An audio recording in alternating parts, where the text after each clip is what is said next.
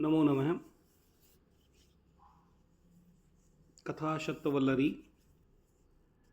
उपन्यास के डॉक्टर जनार्दन हेगड़े जी जिसके लेखक हैं, आज हम उसकी पवित्र प्रेरणा स्रोत ओम मुनि महाराज हैं। तो हम कथा शतवल्लरी की कथा कहानी सौ वल्लरी मतलब लता, 100 कहानियों की जो लता है उसमें से 3 हमने यूट्यूब पे लोड कर रखी है। आज चौथी कथा हम पढ़ते हैं। चौथी कथा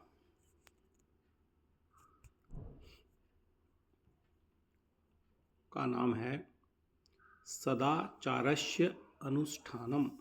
सदाचार का अनुष्ठान क्या कहता है, हम इसको देखने की कोशिश करते हैं। क्या कहते हैं?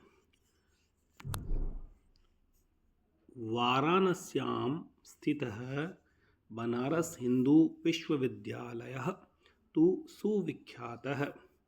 क्या क्या कह रहा है ये कह रहा है कि वाराणसी में स्थित जो बनारस हिंदू विश्वविद्यालय है वो सुविख्यात है।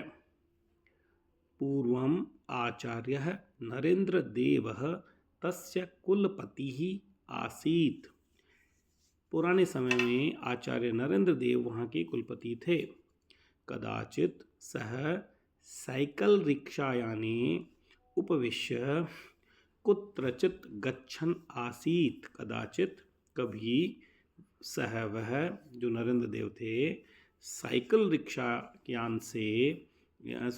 यान में बैठकर उपविश्य कुत्रचित कहीं पर गच्छन् आसीत् जा रहे थे। तद अवसरे उस अवसर पर तदीयम कश्चन सुहृत् अभिमुखम आगतः।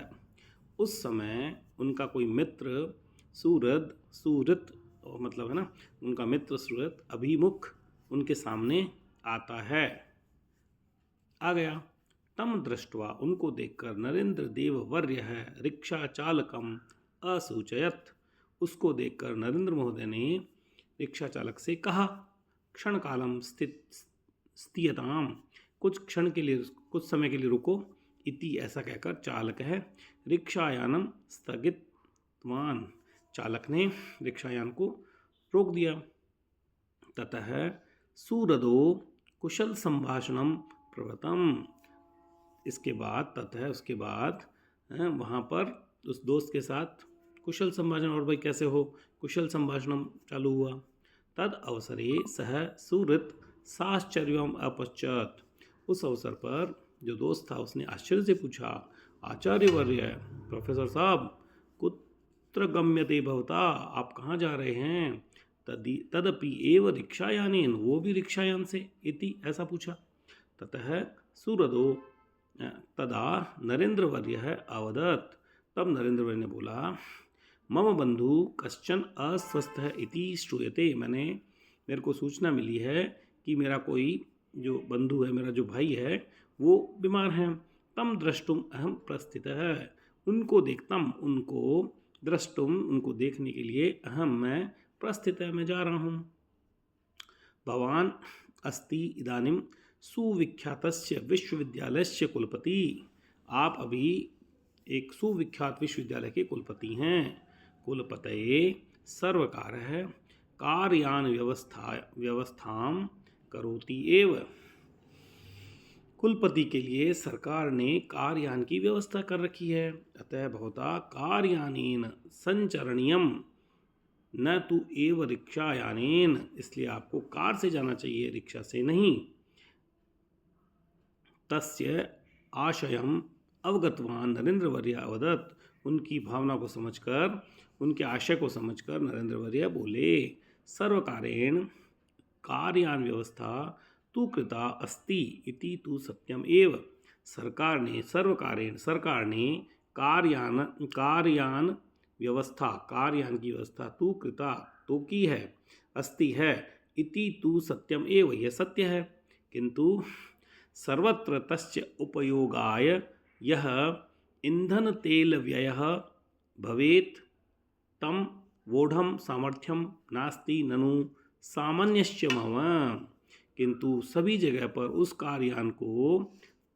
सर्वत्र सभी जगह तस्य उसका उपयोग करने में यम जो ईंधन तेल जो जो पेट्रोल डीजल लगता है भवेत लगेगा तम बोढ़ुम उसको जेल उसका व्यय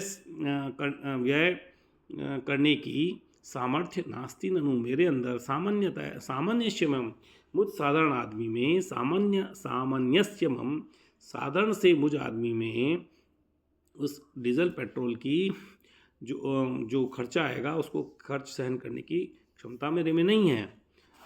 ईंधन तेल व्ययम तू सरकार है एवं निर्वहती ननु डीजल विजल भी सरकार देती है ना। आम सर्वकारीय कार्यार्थम यत अट्यते तस्य व्ययम सरकार है एवं निर्वहती। सही बात है। सरकारी कार्य से जब मैं जब मैं कहीं जाता हूँ तो उसका खर्चा सरकार देती है। इदानीं तु अहम बंधौ दर्शनाय गच्छन् अस्मि अभी तो मेरे भाई से मिलने जा रहा हूँ। एतत्तु व्यक्तिकम कार्यम वो तो व्यक्तिगत कार्य है। कार्ये व्यक्तिकम सर्वकार्य चेति भेद किमर्थम करणीयम। ये कार्य व्यक्तिक है या सर्वकार्य है ऐसा भेद कैसे किमर्थम करणीयम क्यों करते हो। व्यक्तिक काय कार्याय व्यय भवेत अल्प है। व्यक्तिगत कार्य में थोड़ा कार्य में कम पैसा लगता है। तम व्ययम सर्वकार्य निर्वहेत चेत का हानि।